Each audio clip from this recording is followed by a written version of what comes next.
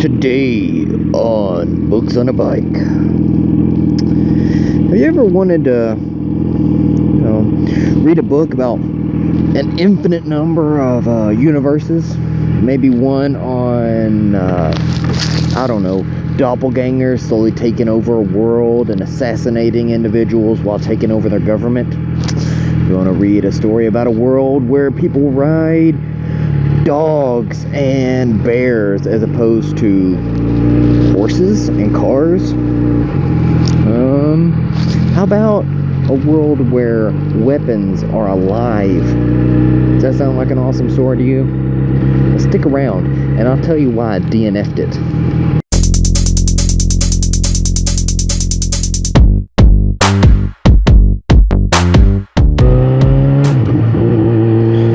Like I said, I DNF'd this book, Mirror Empire. It's been on my list of books to try for, probably since it came out. It was right before it came out. I seen a little blurb about somebody that got a early copy, and I seen the cover of it. Didn't know a damn thing about it. All I seen was the cover, and I was like, I'm fucking hooked. It could be about shit, and I would probably try listening to it. So I did, now. It'd been a while, things happen, and I kind of forgot about it. Stuff got in the way, and then somebody else made a thing on it. I was like, oh shit, that book, let me go try that. So, started listening to it, and it's like it tries to be too much. It tries to be I don't know if it's trying to be hip or up to date or controversial or what, but okay, it has all the things that I said in the beginning going for it, but anything that you can associate with today's culture that is a hot button topic is in this book, okay? I just covered my mouth. I don't know why I did that.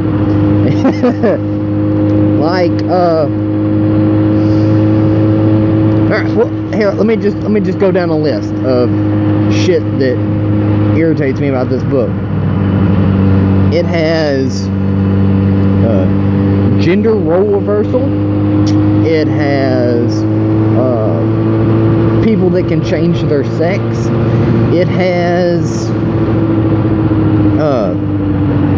the main girl is an idiot.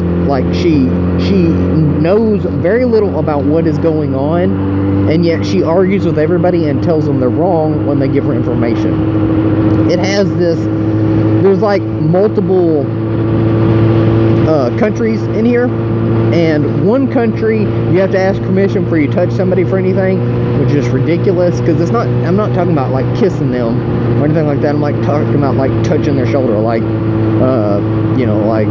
hey, and you touch your shoulder, if they're not looking at you or whatever, and they're like, oh, you've got to ask permission first. What?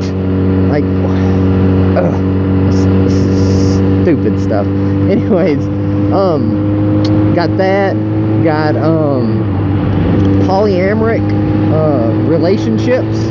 There'll be family that is one woman and two husbands, or three men with four wives or something. They're just, and all of them are bisexual, and it's no big deal or whatever. And then you have another group of people that can change their gender. Sometimes they're a man, sometimes they're a woman, sometimes they're this thing in between that has a name starts with a T. But I honestly don't care enough about this book to tell you what it is, or even go look and see what it is. There is a group that there's a group where the gender roles were reversed. So there's this one relationship that this man and this woman that are important to the story. I'm assuming they keep coming back up. Where the woman is a soldier or something like that, and she has to go assassinate a bunch of people. There is I'll come back to that section. Anyways, like, she is like the man of the relationship, and it's in a really past sense. Like, the guy stays home, she goes out, she makes all the money, she like owns him in a way, but not really, sort of. But he can't be out in public by himself. It's very taboo for him to be alone in public. He has very low self-esteem. He cuts himself. That's another thing. He's a cutter. He likes the abuse, so he's got some like mental illness thing going along with him too. But anyways, like okay, so there is also slavery in here and genocide and all that stuff, and like the parts that I liked about it, you know, like the riding the bear, which sounds like a stretch because it is, you know, is greatly overshadowed by the dumb stuff, which is like I don't care if the book has, you know, people that change genders, because, you know, Le Guin was doing that like 50 years ago with The Left Hand of Darkness, and that was a good book, okay? You know, I don't mind there being gay characters in there. I don't mind a book that has slaves in it. You know, it's just a story. It's just a story, and tough things have to happen in the story for it to be interesting. If it was all like non-tough situations or stuff, if it was non-tough subject matter, it probably wouldn't be a story. It'd be like the guy and the woman both sat in a room and nothing happened. They watched Netflix for 8 hours. Then she went home. Great story. No, the story sucked. Like, bad things have to happen, and people either have to overcome them, or they get crushed by them, or whatever, because that's life, and you learn something from it, or something, you know. Like, you find out that, you know, that guy finds out this is his limit. Like, I can't do this. I can't kill somebody. Regardless of who needs me to, I'm not somebody that can kill people. I am too gentle-souled or whatever. Or he finds out that, man, he really likes killing people. He likes the taste of blood. He becomes this lunatic, and then you find out he's the bad guy or something like that. That's a story, you know. The characters change and stuff.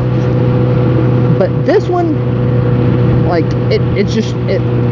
it's trying to go too many places, you know. It's trying to be over here and over here and over here and over here, and the story is like really hurt by it, to the point where I couldn't really tell you what much is going on, because I was just so getting like kicked out of the story and like daydreaming while listening to this, and I couldn't tell you much what was going on. And I was thinking about this, most of the time I don't try to connect it with some kind of, like, the book with an overlying theme or a message that the author is trying to get across. It's just a story that exists in its own little bubble, and I experience it, and then I move on, and it doesn't affect me. Okay, that's how shit happens. Okay. In this one, I'm thinking about it. I'm thinking, like, what is this author's, like, purpose? Like, what are they doing? What are they wanting to accomplish with this thing?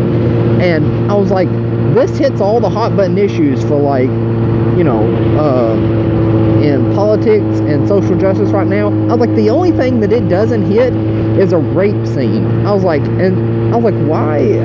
I mean, they did everything else. Why haven't they done this? I mean, that's the only thing they missed. So, like, I thought that on the way home. Okay, the way to work the next day, I'll be damned if the mixed the reverse gendered guy didn't get raped by his wife's sister. She comes in drunk and, like, you know, sodomizes him, and I'm like, oh my god, this is what it is. It's just like, it's gonna be the book that just like hits every button. And I listened to it a little bit longer, and then I'm like, you know what? I can walk away from this book and not feel bad. Normally I hate DNFing a book, but this one, I'm like, you know what? I am proud that I can stop this one, and I will never have to touch it again. And, you know, maybe I can stop somebody else from wasting money on it or something. You know, if this is your thing, then go be that thing, but it's not for me. It's trying to be too many different topics right now. I think she would have done a lot better off, or he, the author, whoever it is, I don't know. I don't pick authors based on anything. I pick books. So if they would have picked like one little thing, whatever it is, and stuck with that, then and let it be like subplot, like not even part of the plot, like it just happened to there's these two worlds that are running together. Oh yeah, and these people can switch genders. Oh really? Oh, okay, that's odd. Huh? I wonder how that came to be. You know, or all these people right here, they're all bisexual and they like huge married families, like 5 or 6 people getting together and being married. That's weird. Okay, I don't see that very often. Cool, you know. But it's in this one, I'm like, you just quit trying to throw this shit on there. Just stop with all that. Just stop. That's my thoughts on that book. Yeah, irritated me. But yeah, okay. Anyways, I babbled forever. So, peace out.